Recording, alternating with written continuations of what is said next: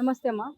హైదరాబాద్ లోని లక్ష ఇందిరమ్మ ఇండ్లు అని చెప్పేసి పొంగులేటి శ్రీనివాస్ రెడ్డి గారు మాట ఇవ్వడం జరిగింది. అలానే ప్రచారం కూడా జరుగుతుంది. దానికి ముఖ్యంగా 6 లక్షలకి ఇందిరమ్మ ఇల్లు ముందుగా 10,000 పెట్టి దరఖాస్తు చేసుకోవాలి. దాని తర్వాత ఇల్లు రాకపోతే రిటర్న్ చేస్తాము. ఒకవేళ ఇల్లు వస్తే ఇట్లా వాయిదాల వారీగా కట్టుకుంటూ ఉండాలి అని చెప్పేసి అన్నారనమాట. సో దానిపైన మీ అభిప్రాయం ఏంటి? అమ్మా, నేను ఇంతకు ముందే చెప్పా, ఫ్రీగా మాత్రం ఇవ్వరు, డబ్బులు తీసుకొని ఇస్తారు. ఎందుకంటే పాపము ఆయన చెప్తున్నాడు కదా, కేసీఆర్ చేసిన లక్షల కోట్ల అప్పులు నేను తీరుస్తున్నానంటే, అంటే ఇప్పుడు లక్షల కోట్లు అప్పులు ఈయన రేవంత్ రెడ్డి ఎట్లా తీరుస్తున్నాడు? ఫ్రీ బెడ్రూమ్స్ పెట్టారు. ఫ్రీ బెడ్రూమ్స్ ఎందుకు పెట్టారు?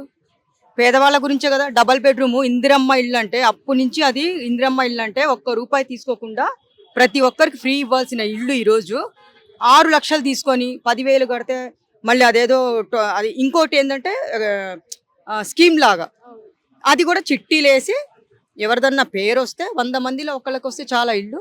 మరి ఎందుకు కట్టారు? డబ్బులు తీసుకొని మీరు ఇచ్చేటట్టు అయితే మీ ప్రభుత్వం ఎందుకు? మీరు పథకాలు ఎందుకు అమలు చేస్తున్నారు? ఒక సీఎంగా ఉండి 6 పథకాలు, పింఛన్ అన్నారు, డబల్ బెడ్రూమ్ ఇల్లు అన్నారు, 2,500 అన్నారు, ఫ్రీ గ్యాస్ అన్నారు, ఫ్రీడమ్ అన్నారు, తొక్క అన్నారు, తోలు అన్నారు. ఏం చెప్పారు? ఏం చేశారమ్మా ఫ్రీ వాళ్ళు? ఏం చేసినట్టు? పేదవాడి ఒక్కొక్క ఓటు విలువ ఎంతో తెలుసా మీకు? ఎంతో తెలుసా? అలాంటిది ఒక 75 సంవత్సరాలుగా మనకి స్వతంత్రం వస్తుంది పోతుంది, కానీ పేదవాళ్ళ బతుకులు మాత్రం మారట్లేదు. అలాంటిది ఈరోజు మీరు ఇలా పెట్టి స్కీములు పెట్టి 6 లక్షలు తీసుకొని ఇల్లు ఇచ్చేటట్టయితే వాళ్ళెందుకు?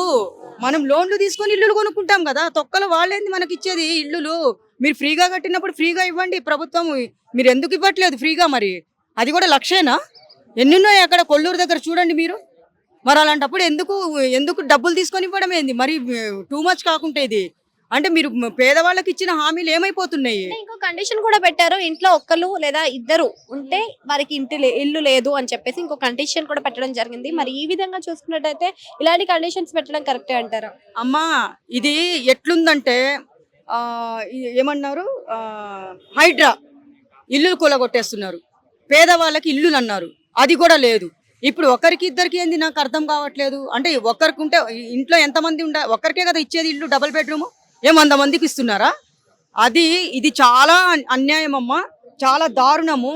ఇప్పుడు అప్పులు చేసి ఇప్పుడు 6 లక్షలు పోతే పోని మనము 50 లక్షలు 40 లక్షలు పెట్టి ఇల్లులు కొనలేమనే పరిస్థితి ఉంది కాబట్టి ఈరోజు